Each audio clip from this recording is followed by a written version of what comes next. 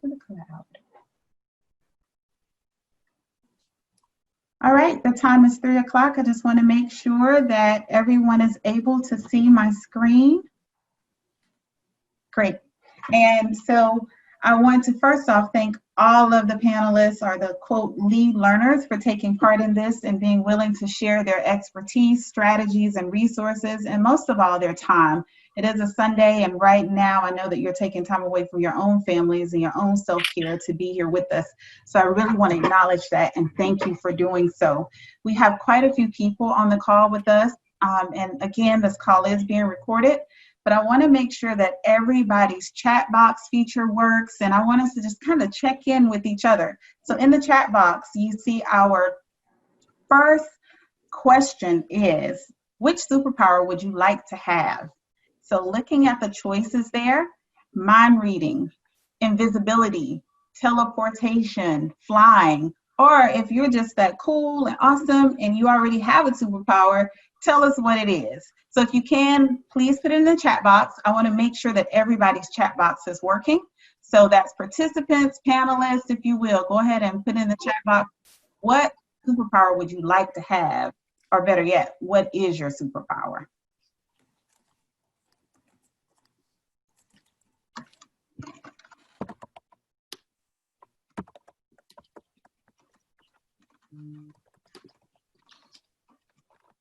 So I see mind reading, flying, healing. Yes, Sonya, I hope we get healed today. Listening. Let's see, I don't see any participant. I'm gonna start calling people out. So let's see who I'm typing mine, but it's not. I'm pressing enter and it's not. Okay, Jada, Kelly, what's your superpowers?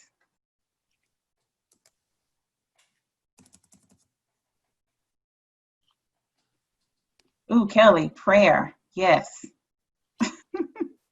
Yes. It changes things.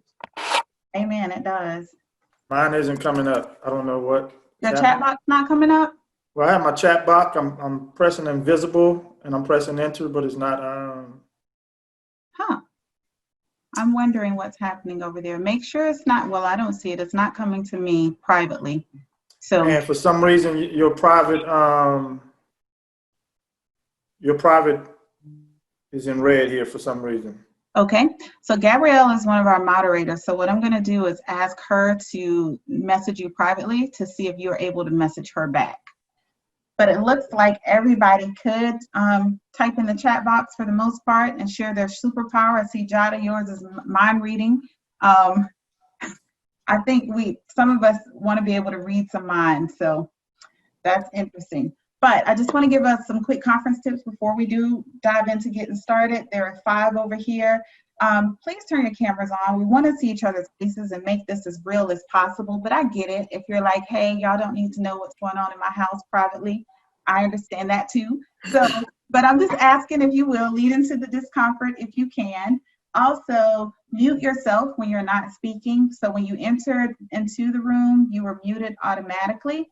But please use our collaboration tool, which is mainly the chat box. If you have any questions or comments, please put that in the chat box. And as we move forward today, here is just a brief welcome again. Thank you for joining us. To all the participants and all the panelists, thank you for joining. I'm Alisha Hill. I'm the CEO of My Learning Partners. You can reach me at ruthhill@mylearningpartners.com or on Instagram and Twitter. And our moderator, she'll be manning the chat box, recapping, helping answer some questions, is Gabrielle Smith. She's a life coach, software developer, project manager by profession. And if you want to reach her, her business is a thought trainer. And you can reach her at gbsmith06@gmail.com. Also on Instagram and Twitter at Pink and Gabulous. Pink and Gabulous is her blog site that features styles and also life coaching. So if you will, please reach out to her. Gabrielle, is there anything you want to say before we get started? No, I think you said it all. And Gabrielle, I can see it, but I can't respond for some reason. Gotcha. Okay. All right. Okay. Well, Before we get started, the purpose of our series is to provide a collaborative space so that we as educators and parents get together. My Learning Partners works with families, schools, districts, and community partners to organize our resources around student success, because our students are our success. And that is the main reason why we're gathered today. Also, we're going to focus on providing you with some pocket-sized learning around a skill, strategy, or activity that you can use as a parent or as a professional. We're also going to provide you with the opportunity to have some discussion and some Q&A time, but also to offer what you can, which now leads us into our agenda. Our community agreements is the first thing we're going to discuss, and then we'll have our learning sessions. And then there is an on-conference where you're able to add what you can, and then we'll close out. Again, the Edcamp is recorded, and all registrants will receive the follow-up email that includes this recording. So if you do have to leave early, you will get the email. Or if you enter late, you'll also get the email with the recording. So first, here are our community agreements. So, anytime we have a camp, we have to have some agreements. Our first agreement is, remember, we're all learners.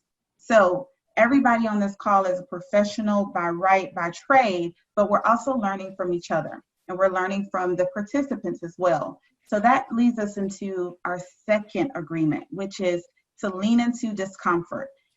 Oftentimes we're like in front of a camera like this and we get uncomfortable. We don't want to say anything and it's being recorded. I don't want to represent my district. I don't want to represent my job. You don't. You're your own CEO of your own life. So lean into that discomfort and know that you're speaking from you and your own perspective. Okay? And then last but not least, ask for what you need and offer what you can. Ask for what you need and offer what you can. There is no shame in doing that. I need advice, especially around meditation, and I do that every day. But I'm also going to offer you some things that have worked with my own family and for myself. So ask for what you need and offer what you can.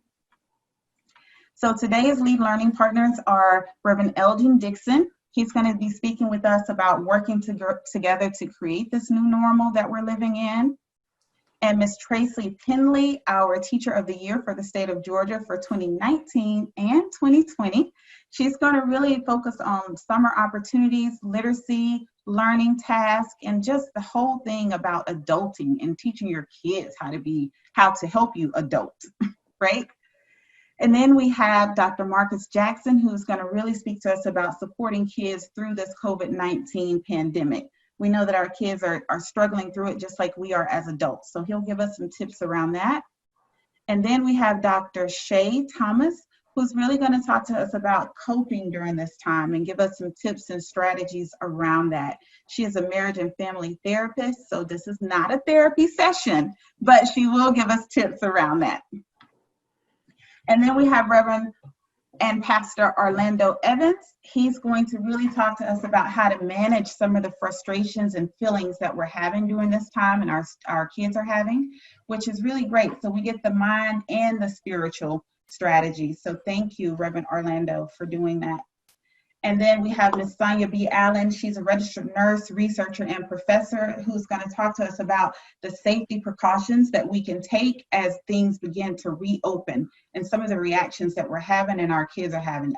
If your kids are anything like mine are like, hey, let's go. It's open, let's go. But we gonna stay home. And then we have Mr. Solomon Femi. I affectionately call him Mr. O, because he said people can't pronounce his last name, but I can. It's Alaran Femi, right? Yes. So he's going to talk to us about helping our kids transition through the strategies, through the struggles of social distancing. And then last but not least, we have Mr. Hajj Womack, who is now a full-time entrepreneur. Is that right, Hajj? With Teachers in Touch Innovation, but Hajj is a father of two. He's also a former principal, but he's going to talk to us about providing structure and support for distance learning. So thank each and every panelist, and I'm going to do a trial run at first. So I'm going to mess up so that the panelists and lead learners don't, okay? So the first thing I'm going to show you, we're going to get into the learning right now, is really tips and strategies to keep calm at home, creating a new normal. So I talked a little bit about my own kids already, and one of the big things that I know is working for me is being able to address their fears, to answer questions that they have simply and honestly. So when they ask me about coronavirus or, who has it or what does this mean if I don't wear my mask, then I'm as honest as I can be about it, right? Whenever we have family and friends who visit us and they start to feel on edge and, well, why are they visiting us? We couldn't go to this party last weekend, but, our cousin is here and she just left a party. But being able to really be honest, like, hey, I really want to see my family. And yeah, we are wiping things down, but we don't want to expose ourselves. But really just being honest about that. And then modeling how to manage feelings by talking about your own feelings. Me simply saying, I don't feel good about being at this Mother's Day cookout right now. Nobody has on mask and I think we should leave.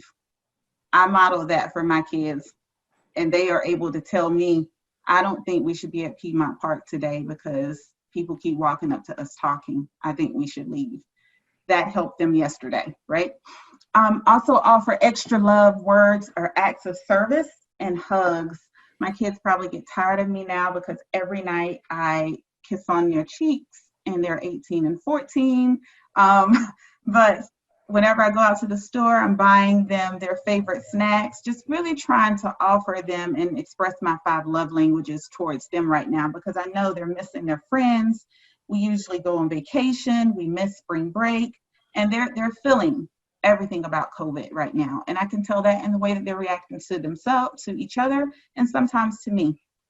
But also keeping healthy routines helps to keep things calm at home, having a morning routine, having some online time with friends and family, and also giving them some free time where I don't bother them. And if you want to be in your room all day playing the video game, then after our morning routines and after, our chores, here's your 3-4 hours of free time.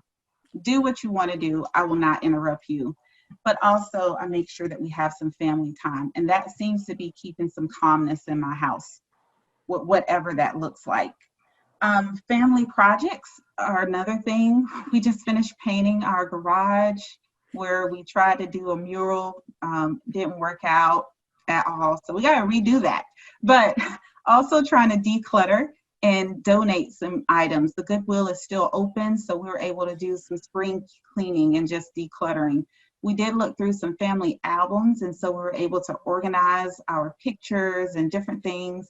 But we started to really talk about the family tree and who's married to who and which grandparent and all of that stuff. And that's really helping us to kind of capture our own family history and be able to tell some stories around that. So any family projects. And then last but not least is take care. Taking care of ourselves, taking care of each other, mind, body, and spirit. We go for walks and bike rides. We go for walks and bike rides. After our session today, we're going to hang out with one of our friends and go rent some bikes and ride through downtown Atlanta. Also, reading books together or watching movies together. Right now, I've been trying to get them to read Kevin Hart's book, and I admit I've read it, and every time I ask them where they are, well, I'm going to get to that. I'm going to get to that next week, Mom. So I'm still working on that one, but really trying to read some books together.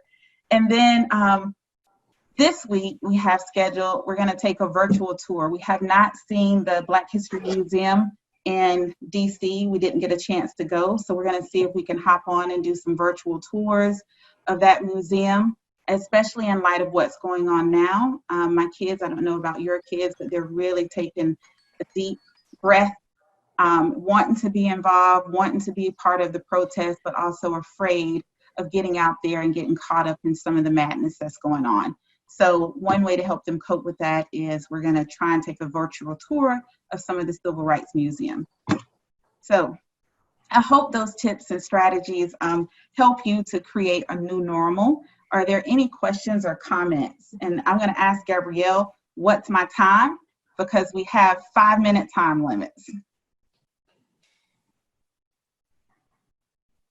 Yes, that chime was your 1 minute. So you have 1 minute left. Okay, So are there any questions and comments about any of the tips or strategies that I shared with you?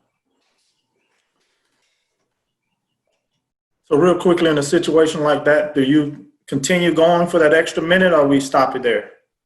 We've already started, Dr. Jackson, and so if nobody has any questions or comments, then we're going to move on to our next presenter. All right. Okay. All right.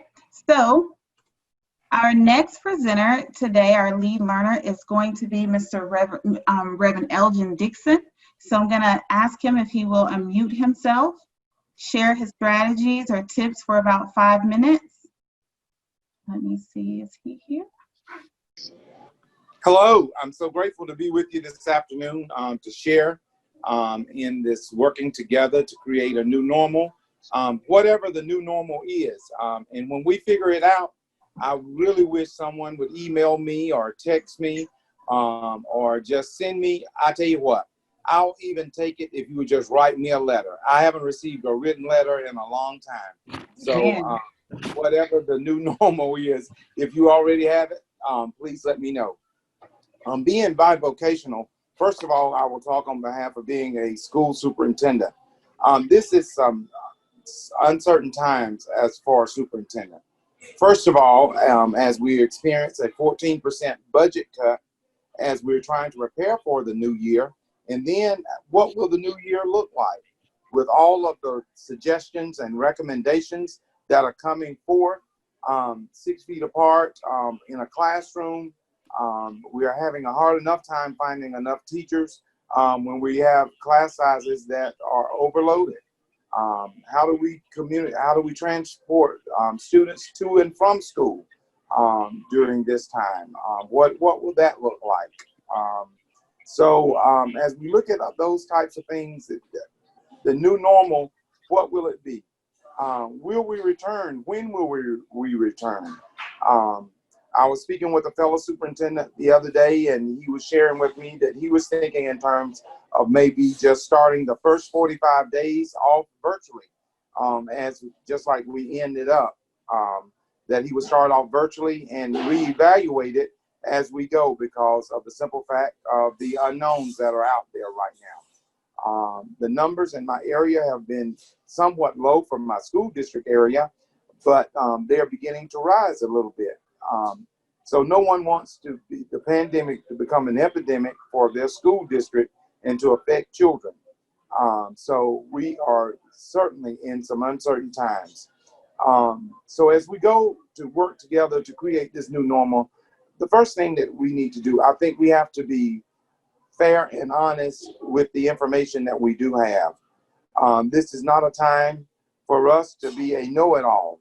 We have to lean on our colleagues. We have to lean on the experts. We're leaning heavily to the medical professionals to help us through this time. Beyond that, as colleagues, as we meet within our RESA districts, we talk about what are you doing? What's your plan to do?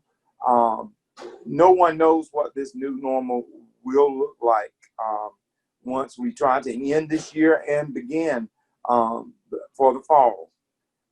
As we look at that bivocationally in the church, there are many pastors who are jumping out and returning back to church real very quickly.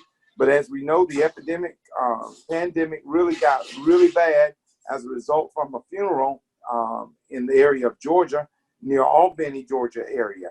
And so I'm very skeptical in what it will look like. We will not go back full stream. We will do some things that we will transition back in with a few people, then to maybe drive in, and then a few people in the sanctuary. It will be a long process. I do think that even the new normal will be a long process, and it can change daily. I have a meeting tomorrow with my administrative staff from 8 to 4. But because the information that I give to them, it changes daily. And we're going to have to be open and be flexible for this new normal. I'm a touchy-feely person, and this has been very tough. So what does this new normal look like? Do we provide masks for every kid? What does this normal look like? How do we assess who's been exposed, who's healthy enough to come back. So as we figure out this new normal together, I think it's a daily walk. And I think that as the Department of Education, as our governor, as our medical professional provides some leadership, it's very important that we pay attention to the advice that is given.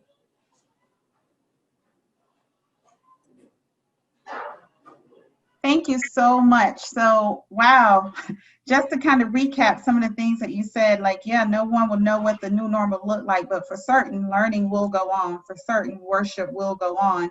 It just may be a small transition back in terms of with worship service, drive-ins, and then a certain set of people coming back, or a certain number of people, and maybe school looking the same way, but starting out school the first 45 days virtually, I think is what I heard you say. Again, thank you for coming on as a superintendent. I know you have a lot of work to do, and as the overseer of Macedonia, your church. So thank you, thank you, thank you. I'm going to open it up right now for people who might have questions who are on the line, parents or panelists, because you stand in a unique position and you hear the voices of other superintendents and what districts might be doing.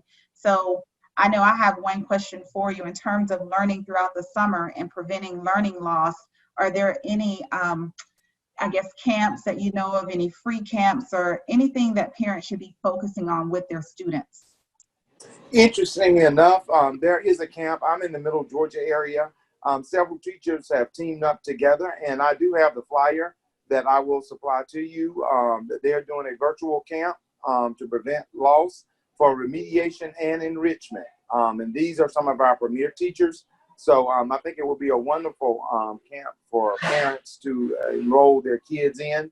And I do have that flyer, and I will make sure that I pass that on to you. Thank you. Any other questions? If you Yes. unmute yourself, any questions or comments? I would like to make one comment that, you know, there are several things maybe about alternate days. Students coming Monday, Wednesday, Friday this week, Tuesday, Thursday next week, and alternate days for students, or students coming half day, come in the morning, run the bus route again for the afternoon. So there are a lot of options that are on the table. So as I stated earlier, the information changes hourly, daily, weekly. So we will be assessing it as we go. Thank you. I have one question. Okay, yes. Good afternoon, everyone. Good afternoon. With you being a superintendent, and you may not, of course, there are a lot of unanswered questions. Will there be state guidance on how schools will return, or will those decisions be left up to, you know, the local school districts? As most of the information have come down as recommendations, that would be wonderful if the guidance came from the state. But we're only receiving recommendations as of right now. Okay. I don't think anyone wants to be the bear to hold this ticket Right. if something should happen. So right now, the only thing that we're getting from the state is our recommendations. Okay. Thank you. All right. Thank you so much. And I do know that some people are having questions and comments in the chat box. I see one that was sent to me. Will any parent have the option of having their child completely do work online versus go to class? I feel pretty sure that that will be an option in my district and in many other districts. I don't think any school superintendent would want that liability of not offering that as an option. And we have some very good virtual programs and virtual things that we can offer now. This new normal has forced us to think outside of the box. Thank you. And then just one last question. In terms of being in a rural area, what are options for, I'm trying to read, I'm sorry. What are options for having access to free Wi-Fi and additional computers in the households? Well, what we did is that we used the unused Title I monies this year that we had set aside for professional development, that we had set aside for consultants. We took all of that money and put it into computers. to make sure that we were equipped to have one-to-one for our students if we were caught in this type of situation again. We've also have a collaboration grant with our regional library services, and we've been able to put 4 hotspots throughout the county, and we put them on our buses in different areas of the county, and kids can, in the community, and kids can walk up to those buses and log on to the hotspots and be able to connect, to get some connectivity in some of those tough areas. I love it. That's like a bookmobile, but with Wi-Fi. Yes, a bookmobile, a Wi-Fi bookmobile. I love it, love it, love it. Well, thank you. And if you guys have any questions for him, please continue to put them in the chat box. He's online, so if you want to hit him privately, please feel free to do so. We're going to move on to our next facilitator. Yes. Okay, we're going to move on to our next facilitator, which is Miss Tracey Pendly. She is the Georgia Teacher of the Year. So excited about having her on, so I'm not going to delay this anymore. So, Miss Pendly, would you please go ahead? All right. Good afternoon, everyone. Thank you for having me. A lot has been happening. And, you know, some of the work that I get to do as the State Teacher of the Year is not only stay connected in my neighborhood public school where I teach, but also meet with stakeholders across the state and really hear from teachers from across the board. And so hopefully I have a couple of nuggets to offer you and hopefully create some more questions together as well. Something that I've heard frequently is that when we're looking at learning loss over the summer and during this pandemic is that, well, at least all of our kids are in the same boat. And as much as I really want to believe that, experience tells us that that's not true. And I have to push back against that for equity reasons. You know, the truth is that there's already disparities in learning. And if anything, this pandemic has really shown me and put a spotlight on how disparities in distance learning are being exacerbated. You know, we heard from Reverend Dixon and one of the commenters about Wi-Fi access. And there's a lot of disparities just like that, really across the board.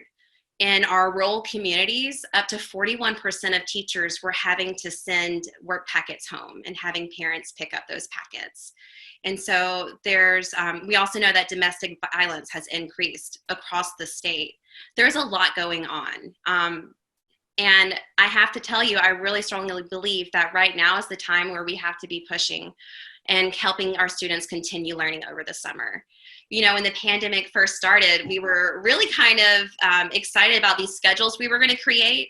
But the truth is the pandemic affected families across the board, right? So we had some families where are essential workers and having to be out of the home.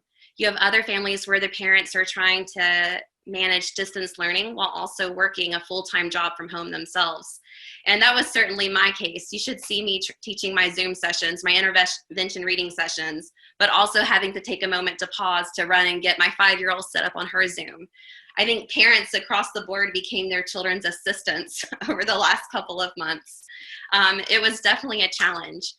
And I think that right now, one of the best things that we can do is to continue that learning at home, particularly focusing on reading because we know that's what's going to build success in our students, but also teaching them how to be adults.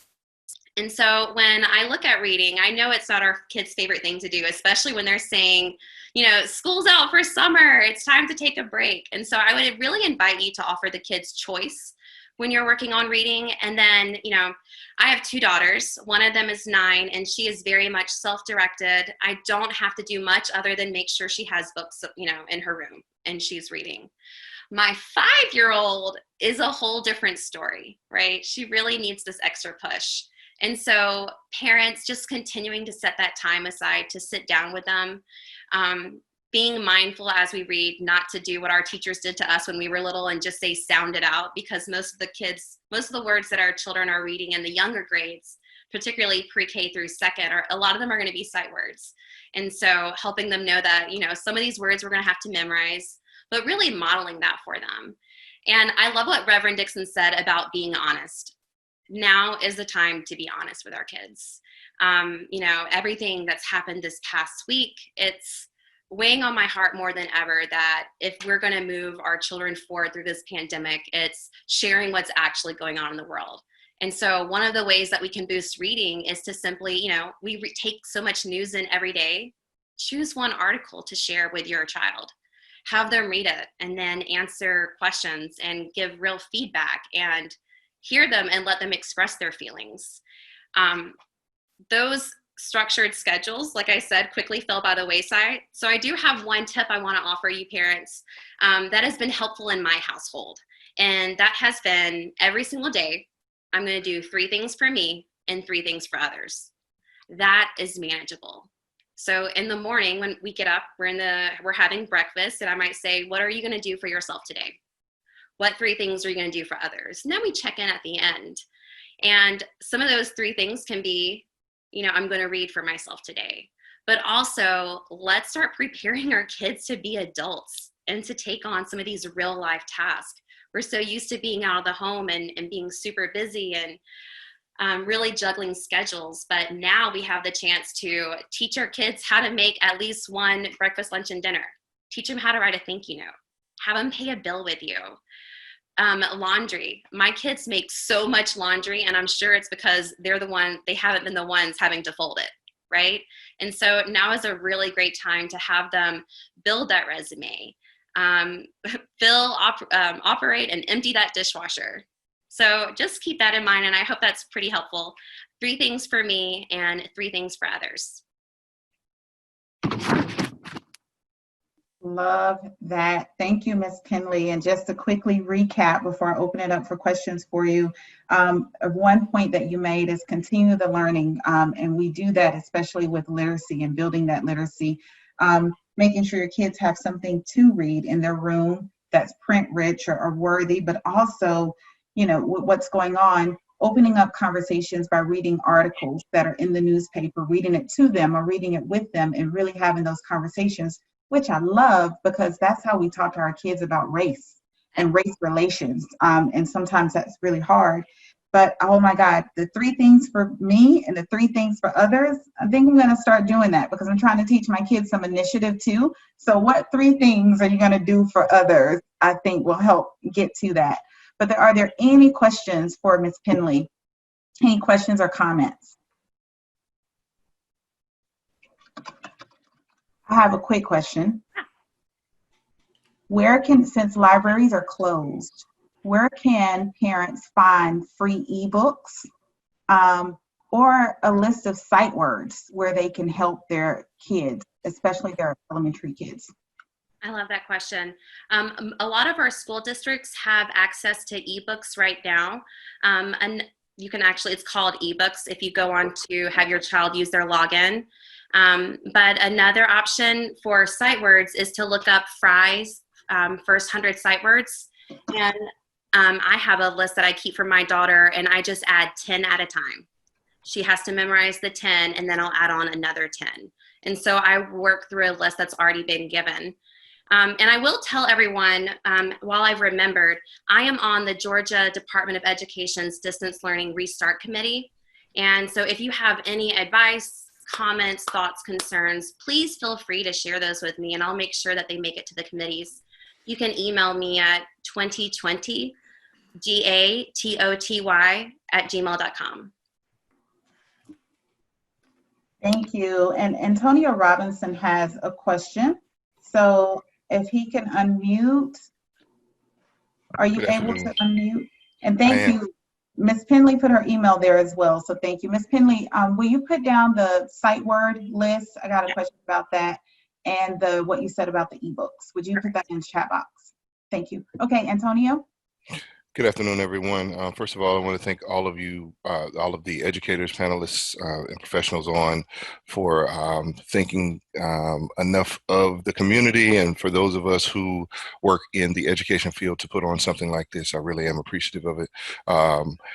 My question is more related to the early teen to high school population, in that what I've been coming across with my own child and the population of students that I serve as a director of TRIO Upward Bound programs in South Carolina is that their sleep habits have completely changed from what they were doing during the year. And many of them are experiencing symptoms, of course, such as weight gain, the erratic sleep patterns and things of that nature.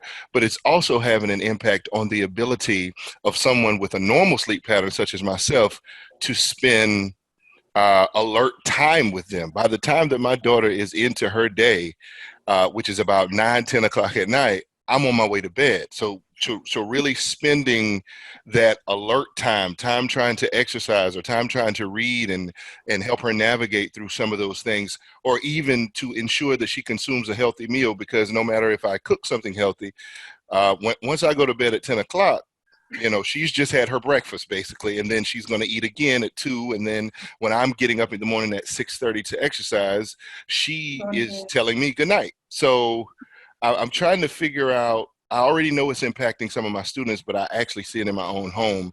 Are there things being done in the education realm to consider some of the mental health and some of the physical health issues that will be coming back to school with our population of children? Specifically, those students that have been, high performing students and things of that nature. They just are wired. They're starting to be wired a little different. So I'm wondering, is anything, has this conversation come up?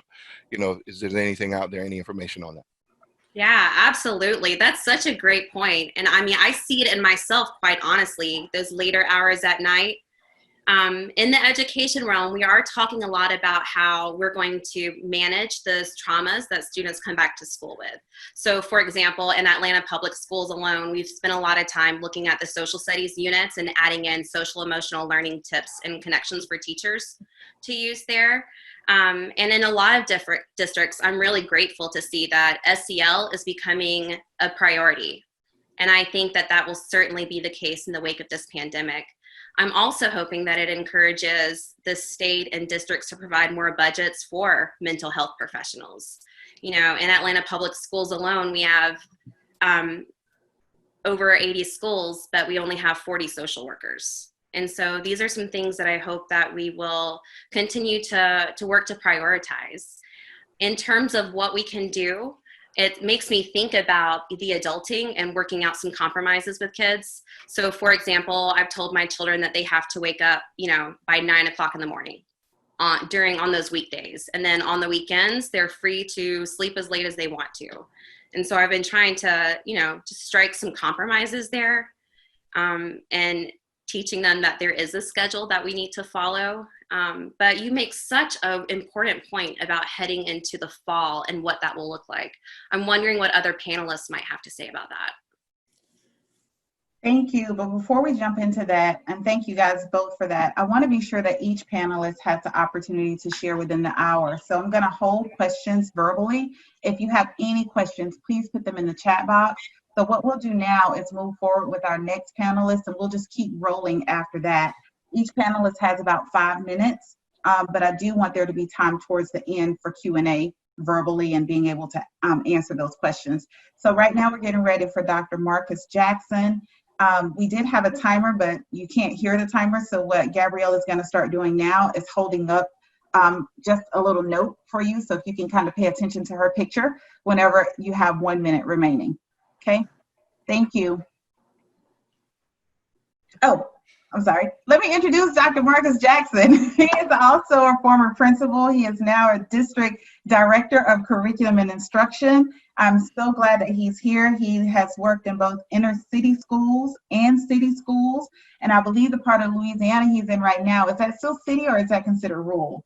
Rural, a little bit of both. Depends on where you're at, yes. Yes, but very, very dynamic leader, has done amazing things with literacy rates in the district that he's worked in and each school he's worked in.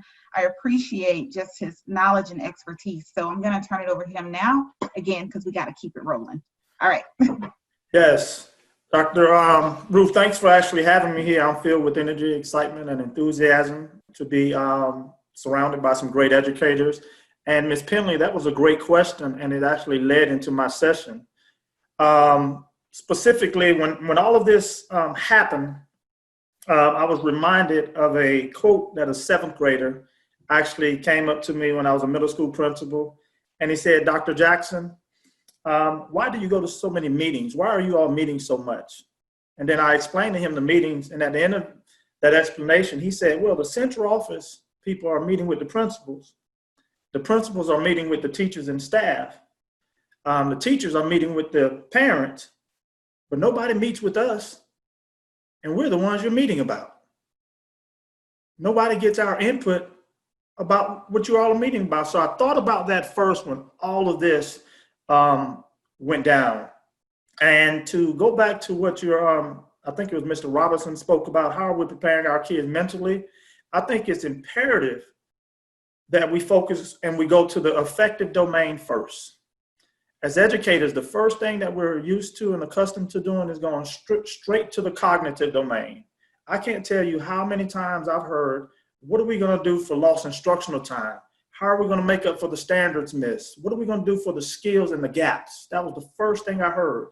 However, our kids are coming back to us, not only the kids, but the adults, including the teachers and principals, with some major psychological and some social issues that they're grappling with. I think someone mentioned the divorce rate, the abuse rate is up. All of those things our kids are bringing back with them. So what I actually did was I reached out to our kids. I actually currently mentor about 60 students. I got about 30 in elementary schools, 15 in middle school, and another 15 in high school. And after speaking on our conference call with the elementary students, the middle school students, and high school students separately, 4 things came up. Each of those groups of students wanted to know what happened. Because all of this just happened quickly, just at a snap of a finger. They wanted to know, why did it happen? When was everything going to get back to normal? And how were they going to learn this Zoom thing, is what they said. Because everybody was throwing out Zoom, but nobody practiced Zoom. The parents didn't know how to use Zoom. The teachers didn't know how to use Zoom, and we're talking about Zoom. So I had to do something with my principals, with my teachers, and specifically with my students that adults are not comfortable with. And that's saying these 3 words: I don't know. I don't know. And that's tough, because children expect you to know. And me being in a leadership position, my principals expect me to know. When I was a principal, my teachers expected me to know. So we only have a few more weeks before the I don't know won't work anymore. So we have some major planning to do. However, out of that what, why, when, and how, we went into some in-depth discussion with my students, and I explained to them what was happening, why schools were closed. When would things get back to normal? I told them it would never get back to normal. There's no such thing as normal anymore, that things are going to change. And then I gave them a task, and I asked them to go back and think about how they can incorporate everything I mentioned into social studies, science, mathematics, and ELA and writing.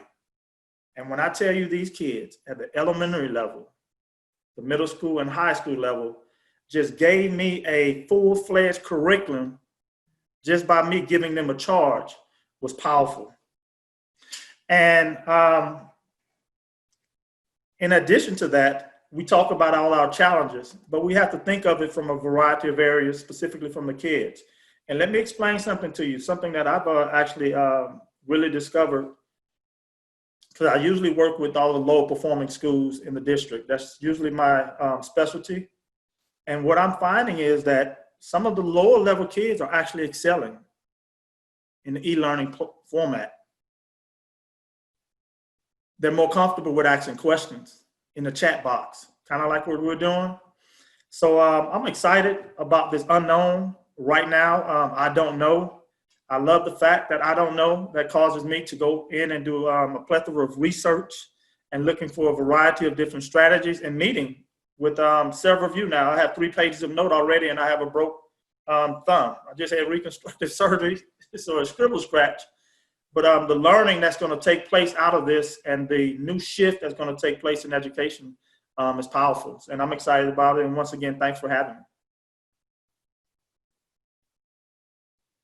Thank you. Thank you for sharing those tips. And I know I said we're going to roll through. So please, if you have any comments, please put them in the chat box for Dr. Jackson.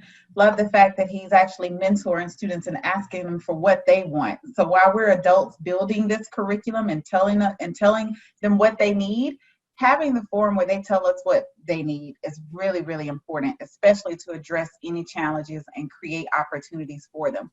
So thank you again. Dr. Jackson, if you will, put your contact information in the chat box. I know it's working for you.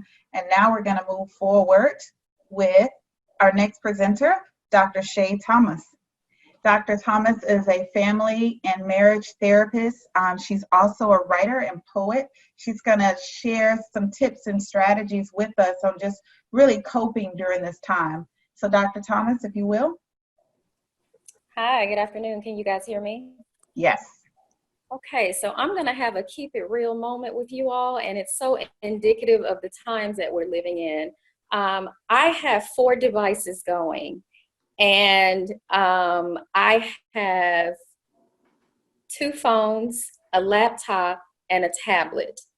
And when we were doing the preparation for this, for some reason, my laptop did not agree with Zoom. And I used to teach online, and so I had to remember some of these kind of backup strategies. And so I already had my 2 phones and my tablet next to me just in case something like this happened, but certainly hoping that it would have started back by now. And I think that is such a wonderful metaphor for the times that we're living in. And, you know, sometimes you just have to laugh at yourself and roll with the punches. And one of the things that I think these times are doing is simply kind of humbled us and allowed us to kind of put things in perspective.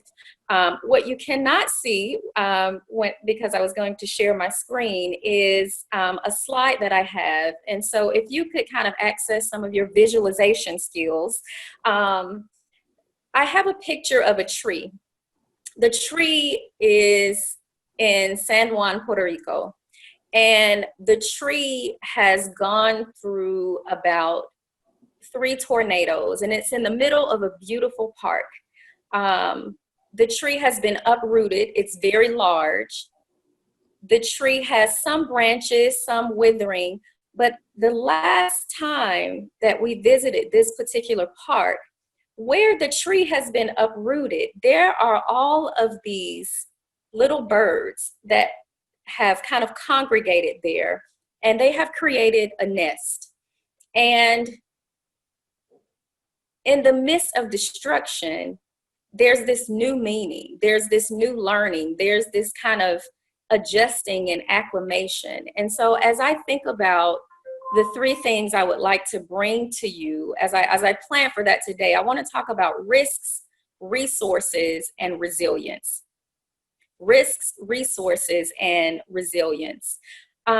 This is the last day of Mental Health Awareness Month, and it is something that I think we have been forced to kind of bring to the forefront. And so, of course, I love the question that was just asked about what's going to happen to address the mental health aspects of preparing the children to not only return to school and tend to their academic responsibilities, but to really just kind of address the elephant in the room, which is how has this impacted the children's risk level, access to resources, some internal, some external, and resiliency. And I think we're asking ourselves that as adults.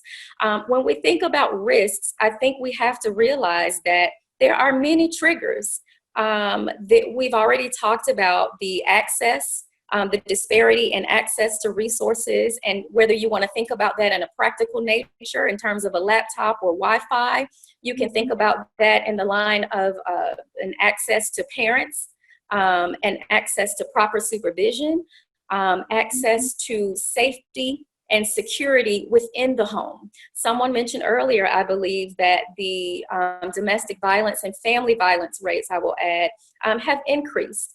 And it's very unfortunate, and it's kind of brought to light a number of disparities.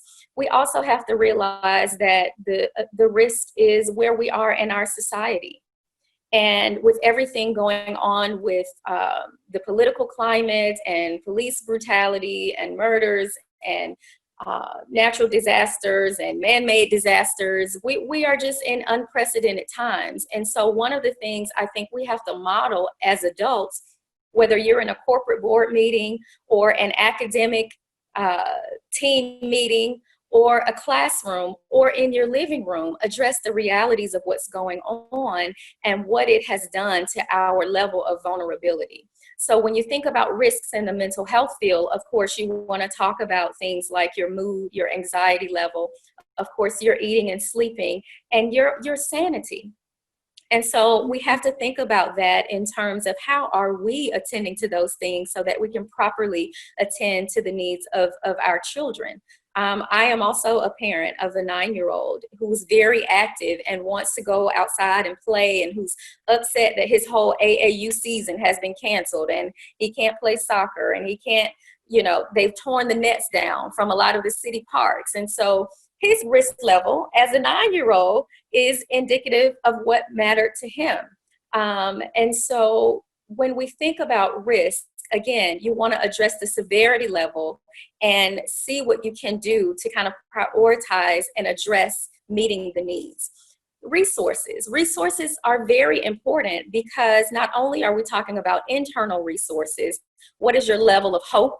What is your level of optimism? For many people, they've fallen back on their spirituality. That has become a new invigorating resource. For some, it's a reminder. For some, it's that anchor.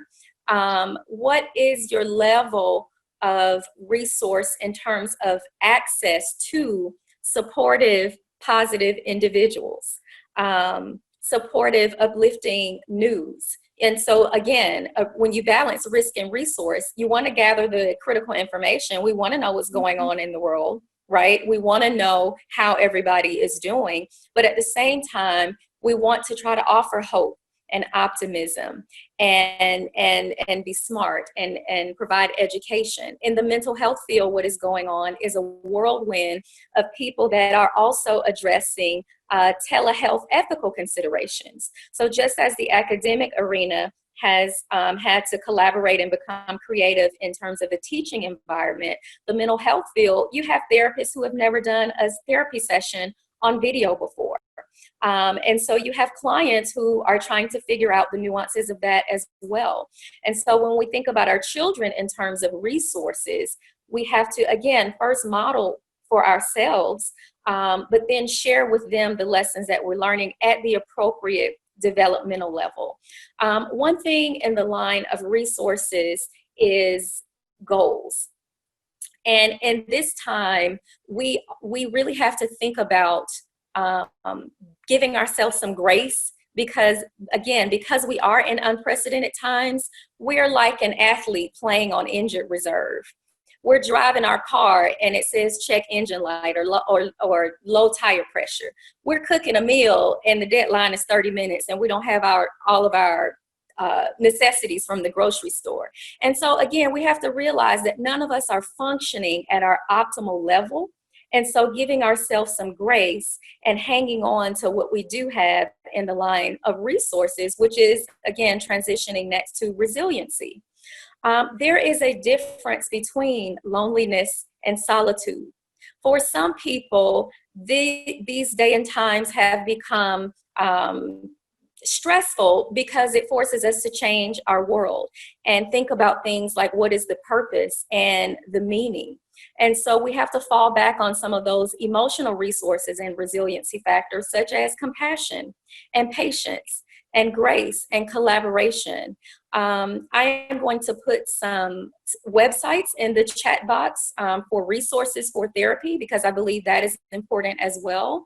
And I just want everyone, again, to just really think about from a mental health standpoint as we model for ourselves and our children, the risk level, the resources, and please don't ever forget our resilience. Thank you.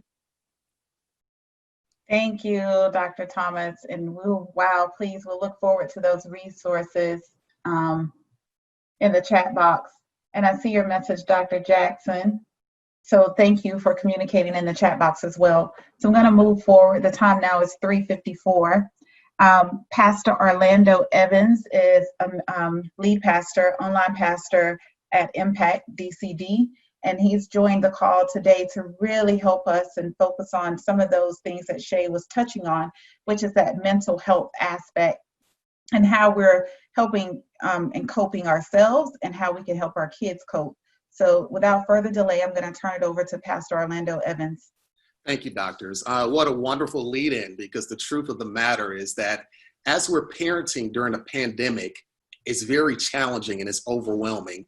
Some of us quickly move from homeschooling children, and now we're being faced with keeping them occupied throughout the summertime. And we have to manage anger, we have to manage fear and frustration and the unknown, not only from the children, but also sometimes from ourselves. And the truth of the matter is that we can't do this alone. We have to rely on the grace of God and the word of God to give us strength to endure. So I know many of us like to meditate, and I want you to consider meditating on a couple scriptures for the upcoming week. One of them is found in Deuteronomy chapter 31 and verse 6. It tells us to be bold and be strong, to have no fear or dread, because it is the Lord who goes with us, and God never fails us or forsakes us. I also want you to consider Matthew 28 and 20 that says, remember, I am with you always, even until the end. So what these scriptures are really telling us is that despite our loneliness, we have a constant companion. Despite our anxiety and depression, we have peace that passes all understanding. Despite that we may weep throughout the night, there's joy that comes in the morning. And despite us experiencing distress or times of trouble, we have a rod and a staff to comfort us. It's important to continue to build ourselves up, whether it's a daily devotion or a prayer call or participating in a small group or even streaming worship, as many people are providing those opportunities online. But as we're doing so, and as we're building ourselves up, we have to also make sure that we're building our children up. And so what I mean by that is that we have to make time to connect. Some of the things that's worked for me with my two children is having daily bike rides where we can pause from the busyness of the day and just go out, release some steam, ride around the subdivision, ride throughout the park and refresh ourselves. We've also had moments where we may come together and cook, or have TV family night, or have family meetings when we can discuss what's going on as parents and as children. Also, it's helpful to invest in her gifts. My daughter's an artist. I bought her an art canvas to help her and encourage her in her painting. And it's important to know that as we continue to build our kids up in confidence, we should also continue to build them up in faith. In closing, I just want to show you a couple of resources that were very helpful to me. One was the Action Bible. It's like a comic book that I got from my soon-to-be 10-year-old son. Another one is a Bible for teen girls. And the reason why I show you this is what's helping us all is to have them practice a daily devotion to continue to enrich themselves and find a source of peace during this pandemic. Thank you, Dr. Hill. You. Wow, I was trying to take notes and type at the same time, and I love that Action Bible. My son actually has that, but I just want to reiterate a couple of points that you said. Make time to connect, those daily bike rides, cooking together, but really invest in our children's gifts. So if we're knowing that they have something like art or acting or dance or even oratorical speaking, giving them the space and place to do that, especially during this time. While you were speaking, it made me think that, you know, we always tell our kids, I'm not your friend, but this time is creating that new normal where we are finding ourselves being our kids' friends because they can't talk to each other. They can't talk to their own friends. So thank you. And now it's 4 o'clock. So I understand if some people have to leave, but I hope my panelists don't.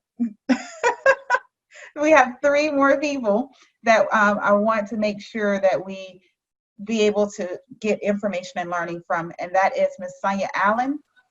So Sonya, are you ready? I'm going to turn it over to you. Yes, I'm ready. Okay, she's a professor and registered nurse, and she's really going to talk to us about some of our anxiety that we're having around businesses reopening, whether it's church or whether it's a restaurant or parks, just some precautions that we should take during this time. So thank you for joining the call, and I'm going to turn it on over to you. Sure, thanks. Hey guys. So I've been a nurse for 19 years. I have 3 sons, one of which is in college. And so when all of this started happening, I told him to come on home because I felt better if he would be where I am so I can keep an eye on him. We also have a 17-year-old and a 13-year-old. So this whole notion of not being able to be around friends, or now stuff is opening back up, and what does that look like for me? What should I be doing? What's okay to do? What's not okay to do? The first thing that I really wanted to share is how coronavirus is spread. It's droplets, it's airborne. So that's why you've heard all of the stuff about wearing a mask and staying socially distanced and keeping your spacing, which is really hard for kids to do. Case in point, one of my sons wanted to go see friends. They went out to the pier, and this was like kind of in the beginning of the pandemic. And I was like in panic mode. Oh my gosh, you don't know what that person has done or been around, or if they're sick, because, you know, people are asymptomatic, right? So when he got back home, I made him get out of his clothes at the back door, go straight upstairs and take a shower, because I know you got to get rid of the germs, right? So what does that mean? Washing your hands is the absolute best way to prevent spreading germs. And so people are like, oh, I know how to wash my hands, but do you really know how to wash your hands, right? So washing your hands should be warm or hot water, as hot as you can take it, soap and lather as much as you can, and then you should be washing for a minimum of 20 seconds. And people surely don't count for 20 seconds. Some people barely put soap on their hands. But when you're dealing with something like this, you really want to make sure you lather good, that you're scrubbing the palms, the backs of your hands, between the fingers, and then under your fingernails, right?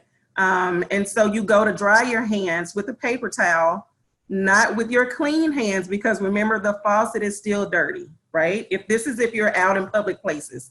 So lather, wash, sing happy birthday 2 times through, that's your 20 seconds, rinse your hands off, grab a paper towel, dry it, use the paper towels to turn the knobs off to open the doors, then you chunk it in the trash, okay? So the other new norm is keeping some type of hand sanitizer on your person at all times, right? Because you're in and out of places with businesses reopening. People don't have on masks. They should. I feel like they should, because it helps prevent the spread of the virus. Just because we don't know who's positive, who's negative. People are symptomatic. Some people are not symptomatic. And so you just want to be careful. And I think my concern for my kids is just explaining that, yes, I know the world is opening back up. Yes, I know you want to be around your friends, but my job is to protect you as your mom and to equip you with what you need to be back out in the world. So hand sanitizer, mask if you have it, and keeping some social distance and some space between you and whomever you're going to be hanging out with. And so my boys joke with me all the time. They walk in the house, I'm like, go straight and wash your hands right now. And if they've been somewhere where they're sitting, out in the park or whatever, get out of your clothes, go ahead and get a shower, and then you can move around, because you don't want the germs spread throughout the house. You'd rather be safe than sorry, is my motto. So hand washing, lather with soap and water, 20 seconds, which is singing happy birthday through twice. Keep a hand sanitizer on you in your car always, or on your person, and a mask if you have it. And yeah, that's it. Just be safe. You don't know who's positive, but just be safe. And talk to your kids. That was the other thing. I didn't want them to feel like, oh my gosh, it's gloom and doom, like, it's deadly. And it is deadly, but to be prepared and have the correct information so that they know what they're dealing with, and to be able to talk to their friends about why we can't be in such close proximity with each other. Or if we're going to be in close proximity, hey dude, you gotta have on a mask. I got my mask. Or you got some hand sanitizer. If you don't, I have some. So equipping them to have those conversations and to understand how it's spread, and to take care of themselves. And that's it. Thank you so much. Can you just give us a quick yes or no? Because you gave some really good points, and I already put it in the chat box, but a couple of questions. Yes. Is it safe to not wear a mask at the park or out in the open air? Yes or no? It's safe to not have on a mask out in the open air. Yes. Okay. So with all the protests going on, what do you expect the numbers to look like, being that they are in close proximity and out in open air? I hope I got that, Christina. It's going to skyrocket. I'm telling you guys, you better believe when they say a second wave is coming, it's coming, because we have so many people that are positive now and we just don't know it, and they may not know it. And now people are protesting, rightfully so, but they're not protecting themselves while protesting, right? So I would expect numbers to tick right on back up, probably by end of July, top of August for sure, right in the time that school is going to start back, which is why there's a delay. And certainly at the collegiate level, we already know we're going to be teaching online in the fall, because we just don't know yet what this is all going to look like in the next 2 months. Thank you. Any questions for Sonya? Again, she's a registered nurse and professor and researcher. Please put it in the chat box. Going to move forward now with our next presenter, Mr. Solomon Femi, and he's going to give us some quick strategies around helping kids. He is really awesome teacher, leader, curriculum writer, speaker, entrepreneur. He got that work. So even now, if you're having some difficult times financially, I'm pretty sure if you hit him in the chat box, he can help you come up with some ideas. So, Mr. O, if you will. Well, thank you, Dr. Hill, for the great introduction. Thank you, panel, for allowing me to be on here with such great participants and such knowledgeable people. Well, today we've been talking a lot about how our children are going through and how we ourselves are going through this situation, this pandemic. But Mrs. Pendly and Dr. Shay Thomas made some great points about what was going on with their smaller kids. And that's the thing that a lot of us kind of overlook during this time with being at home. You know, we think about our teenage children who are having, different sleep habits, and our middle-aged kids who are having, changes in their lifestyle. But what about our younger kids, our PK to grades 3 children? These children are also going through situations in which they don't have the opportunity to be with their friends in their normal capacity. And that is a way that a lot of these children learn how to be socially adept and how to know how to deal with social cues from other children. If they're at home by themselves, or if they're home with grandparents, because they may have parents who are early responders or things of that nature, they're essential workers, that also changes the way that these children think. So what are a few little strategies that we can do, or a few little strategies that we can think about? We have to think about our children also who are SWD, who are in the SWD population. Ms. Pendly made a great point in which she said that she liked to, have compromises with these, with her child. Or how Dr. Thomas mentioned how her 9-year-old used to play AAU, but now he doesn't have that anymore. But our children who are in the SWD population don't always have the ability to rationalize and think things through when we offer compromises. So just like in our regular school setting, I'm a special education teacher, and I have worked with children who has low IQ all the way up to gifted children. I've also worked with children who have behavioral issues. And a lot of times that behavioral issue can generalize in our general ed kids who are young, but it'll definitely manifest in our SWD population during this time. That's not normal. So I was going to share my screen with you guys, but I'm going to just quickly read a couple of strategies. As a SWD teacher and a person who has dealt with students who have behavioral issues, you can use a few of these little transitional strategies to kind of help your child. If they're too young to, compromise with them on a level that they can kind of understand, or if their cognitive ability isn't to the level in which it can be expressed properly, these little strategies can help. For instance, you can prep your child. What does prepping your child look like? That just means that you just want to give your child a warning as you're doing your activities now, that your activity may change shortly, or is going to change after a little while. You know, we have kids sometimes when we're in class with our young scholars, you know, they're busy, they're all engaged on something, especially if they're SWD. It may be something that they're really in tune to. And then when it's time to change, if you don't prep them, it causes it causes anxiety in them. It causes a disturbance in their natural equilibrium, and that causes them to spaz out. So that can also happen with our children right now during this time that we're in. The kids may be doing something. If you want to always give them that opportunity to know that what you're doing won't last long. So eventually we'll have to stop and do something else. Another strategy that you can do with your kids is give them a timer. Just like how we have a timer on this panel, give them a visual representation of the timer. If you're doing something with your kids, kind of keep a stopwatch with you and say, hey, we're going to do this for about 15, 20 minutes. One, it gives them an opportunity to understand what space and time actually looks like.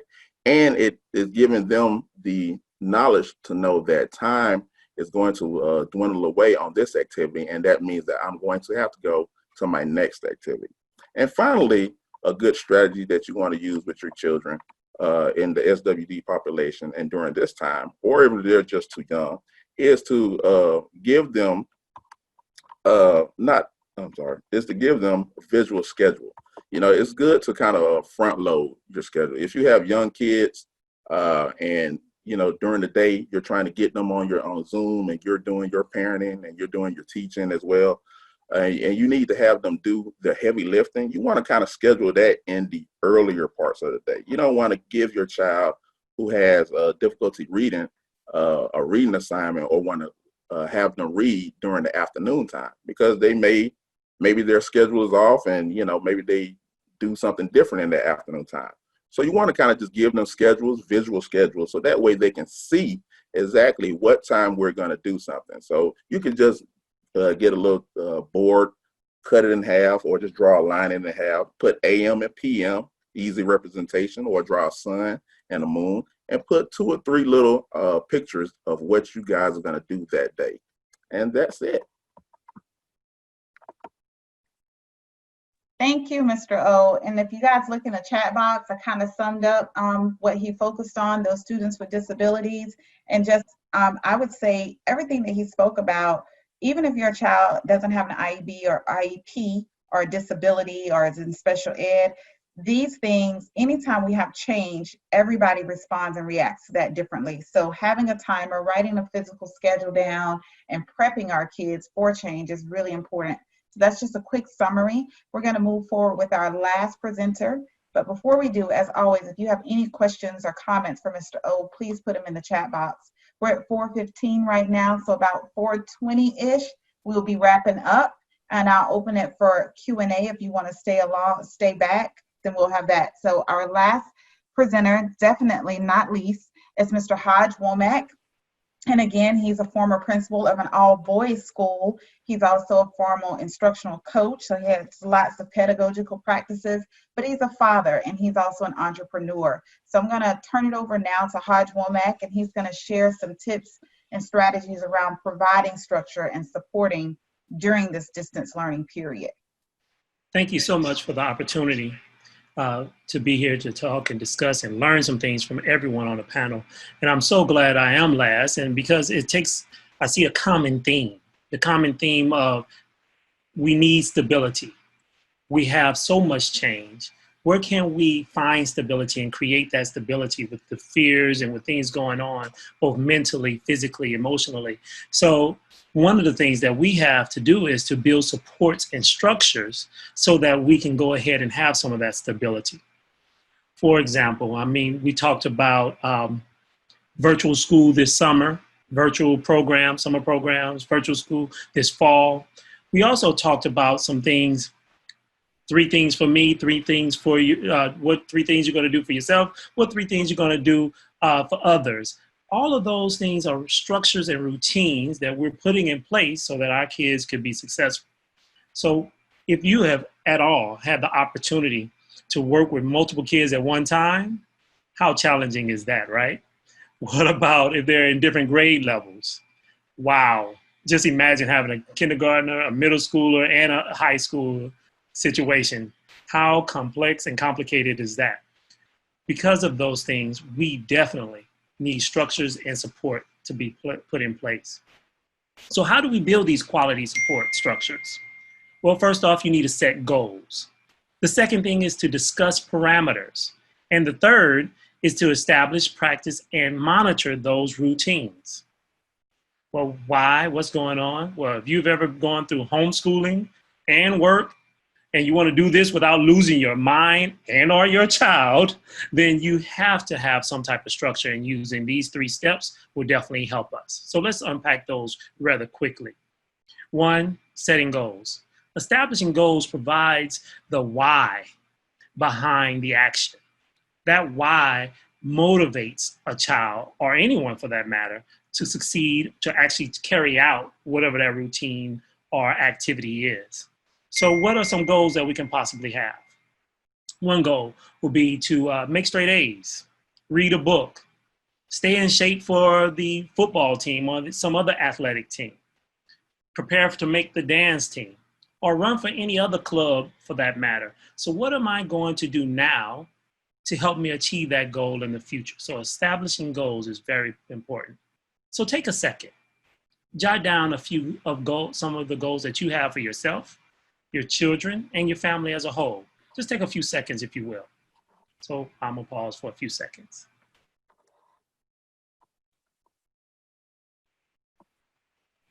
Thank you. So those goals will drive the routines and the next step, describing or determining the parameters. That's discussing those parameters as well.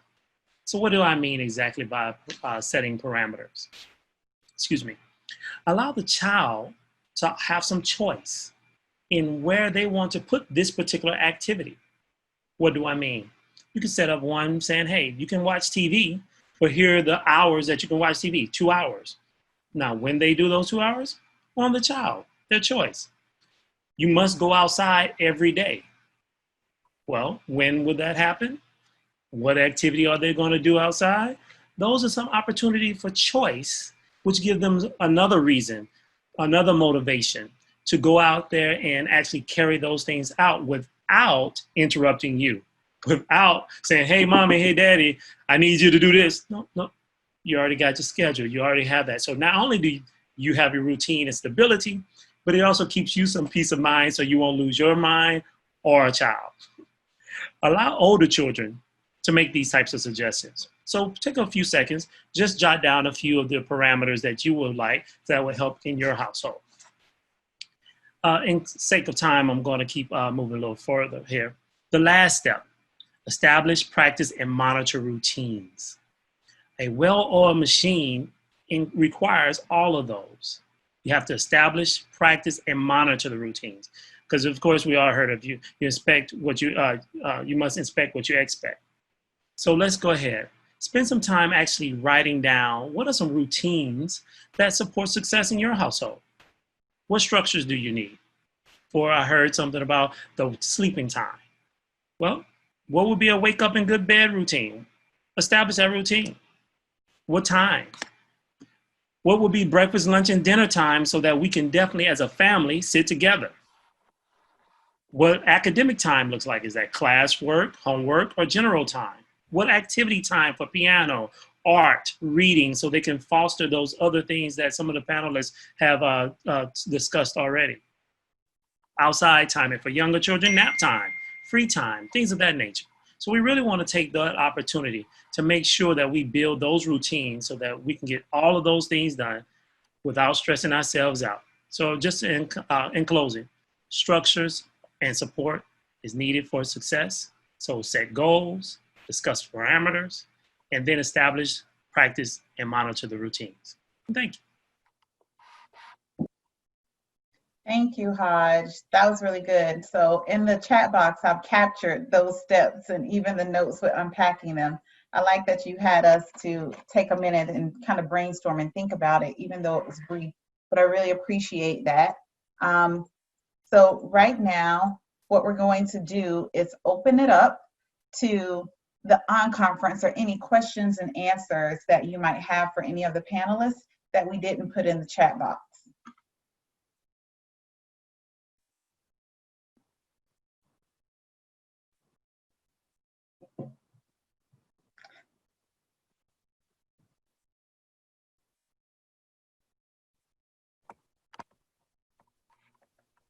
Okay, so the time now is 4:20. And then I just want to end with giving a thank you to all of our lead learners, panelists today, even participants who chimed in and asked questions and helped to make comments in the chat box. This was very worthwhile information, very valuable information. The recording will be up within the next 48 hours. I'll email everybody who registered with that recording. I want to also just extend the invitation to continue to connect with all of the panelists. So on the screen now, you see their social media accounts. So you can reach me at I am Dr. Ruth, our moderator, who is the CEO for the Thought Trainer. Her name is Gabrielle Smith. Her email, her Twitter, and her Instagram is at Pink and Gabulous. Also, our Teacher of the Year, Miss Tracey Pendly, is at 2020 Georgia TOTY. Dr. Marcus Jackson is at Dr. Mark Jack, and that is Instagram and Twitter, I believe. Is that correct? Okay. And then we have Dr. Shay Thomas, who spoke to us a little bit and gave us a visionary about just really being in tune with our internal selves and what's happening outside of ourselves. That's at Dr. Shay Speak. And Pastor Orlando Evans is at Reverend_Orlando Evans, and that is his Instagram. Is that your Twitter as well? If you're nod your head, nope. So just his Instagram, please reach out. And then our registered nurse, Sonya Allen, is at Bayou Baby 9. I imagine you can guess where she's from. Reach out to her, please. And Mr. Solomon Femi, Mr. O, is at Cadell Products. And that is his Instagram, right, Mr. O? Yes, it is. That is correct. If you are lucky enough to find him on Twitter, you will be amused. Right. And we have Mr. Hajj Womack, who really didn't talk about innovative school tools, but that is his Teachers in Touch. So if you will, please reach out. That's a way of staying in touch with just not only your teachers and students, but it's a communication tool and it's a free app. But that is at, it's not a free app, I'm sorry, it's an app. It's at Innovative School Tools. And that's also on Instagram. Again, if you want to catch any of the Edcamps, please subscribe to my YouTube channel. It is youtube.com. Just search Dr. Ruth Alisha Hill. You'll see about 4 other Edcamps that we have had, as well as other instructional videos. Also, you might find resources at mylearningpartners.com that support teachers, students, staff, and parents. And then again, our moderator is pinkandgabulous.com, and there you'll be able to sign up for a free consultation for any life coaching services that she provides. And if at this time, if you have any websites or you would like to make any comments, please put it in the chat box below, especially if you have any websites that you want to share, any resources you like to share, please take the time to put it in the chat box now or unmute yourselves. All right, so thank you again for coming. I really appreciate you. Since we have Reverend Orlando Evans still on the line, I'm gonna ask him to take us out in prayer and bless us as we leave here today. So I just put you on the spot, but can you do that for us? It would be an honor. Okay. Let's go to the Lord in prayer. God, we thank you, first of all, for blessing us with these bright minds, these wonderful resources that were shared today. As we continue to endure this season that was unpredictable, we know that we have a predictable God, meaning that you're predictable when it comes to loving us because your love never ceases. You're predictable when it comes to victory because the victory has already been given. And God, sometimes if we may find ourselves in feeling overwhelmed or in despair or not knowing what to do, Help us to remember the peace and guidance that comes from walking with you. Continue to give us patience as we touch the lives of these students. Continue to help us to listen not only to our children, but to the voice of the youth, so that we can not only be aware of the things that they need, but we may be able to plug them to resources, whether they're academic resources, physical, nutritional resources, or even pointing them to the resource that is you. We give you thanks in Jesus' name we pray. Amen. Amen. Amen. Amen.